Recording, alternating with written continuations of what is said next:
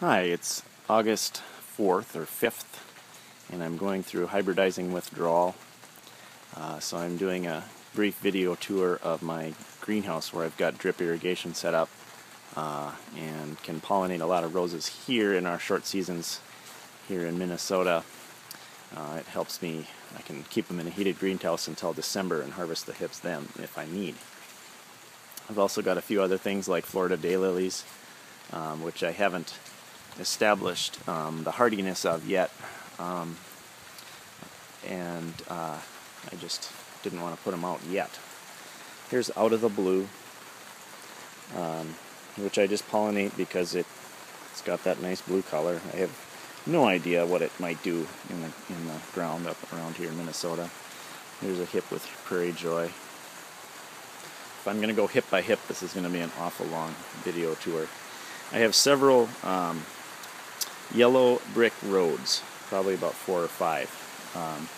On the recommendation, I think, of Michael Garhart from the forum, I just decided to use that a lot, and the fact that it's Ping Lim's stuff. So here I crossed it with Prairie Joy. Nice fat hips that it forms. I put almost everything I can imagine on here. Care Royal, which is a once blooming purple rugosa. I just love trying to imagine what could possibly result from that cross. A few more daylilies. That thing there is Foliolosa, and I just bought it this spring, and it's gotten huge. I think I just got it this spring, and maybe I got it last year.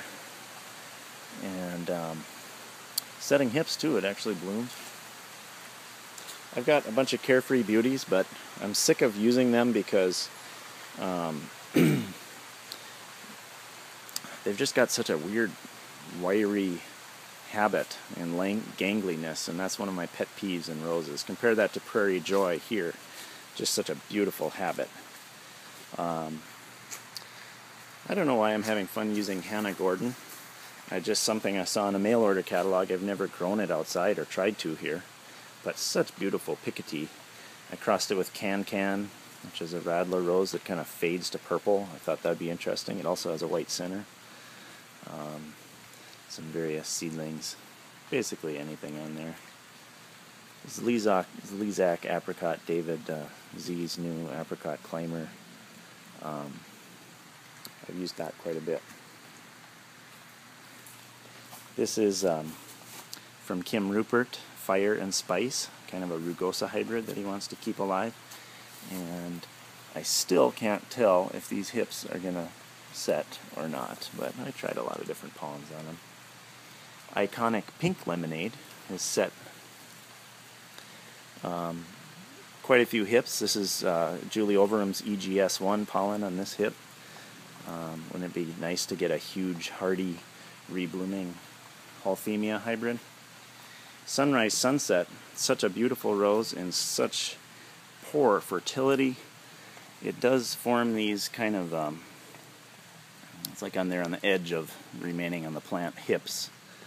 But I feel very lucky to have gotten some nice hips, including the fattest one I've ever seen on Sunrise Sunset from David Z's Oh So Easy Petite Pink pollen, which also usually doesn't produce pollen, but when they came in from my supplier, for some reason they had very nice anthers on them.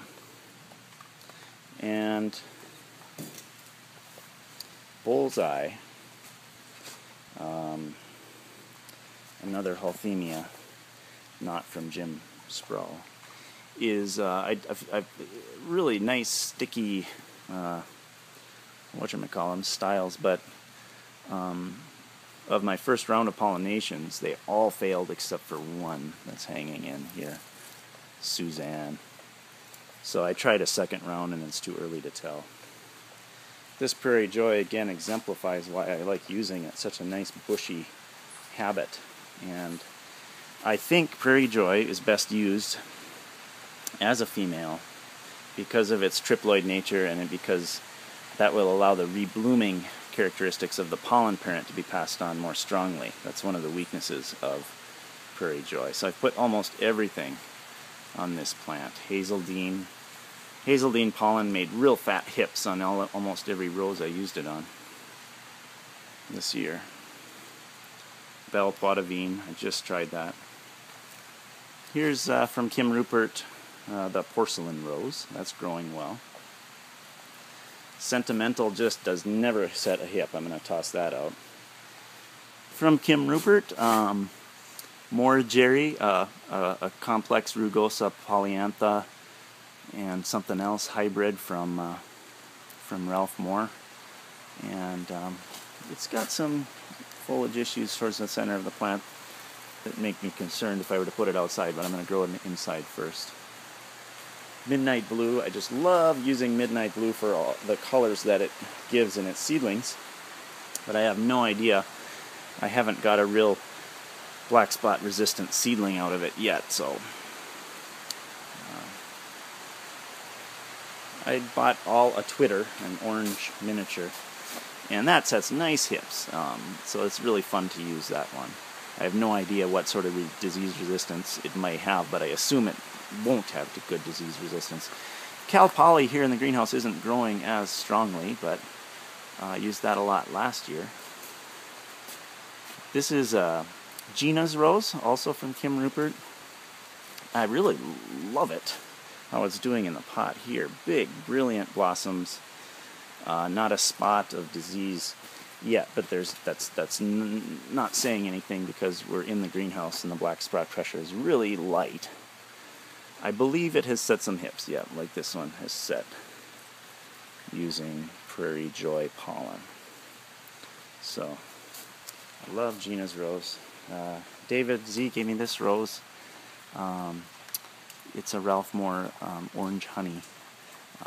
That seems to produce nice seedlings and seems to be quite female fertile. I put Sevier Wheeler, once blooming Canadian rose. I'm going to be up to my necks in non-blooming roses after this season. Can, various other roses. This thing, I've never used it yet because I've assumed it wasn't hardy or disease resistant. Oh So Easy Mango Salsa. It's really looking showy here in the greenhouse, however. And Double Delight. Of course, if I take anyone back in this greenhouse, they go right for this plant. And I have to kind of stammer around why I'm explaining my hybridizing and have to stammer around why I'm not really using this, or even lie and say I'm trying, which I am, but it's completely female infertile in my experience. But it just smells so lovely. I really want to use this thing somehow in hybridizing, but from what everybody says, it's just a disaster to go back this far to the hybrid T genes, but I'm still going to try it. I just love that smell and that blossom. This is actually another yellow brick road. Fades to pink. That's my yellow Winnipeg Parks, which I've kind of stopped using, assuming that it's going to have real poor disease resistance. Orchid Romance has finished its flush. Not real fertile at all. Young Lycidas, somewhat fertile, very fragrant, but I've stopped using it this year just to further evaluate the seedlings that I got from it last year. And I better wrap this up. This is getting kind of long. And maybe next I'll do a tour of this year's seedlings.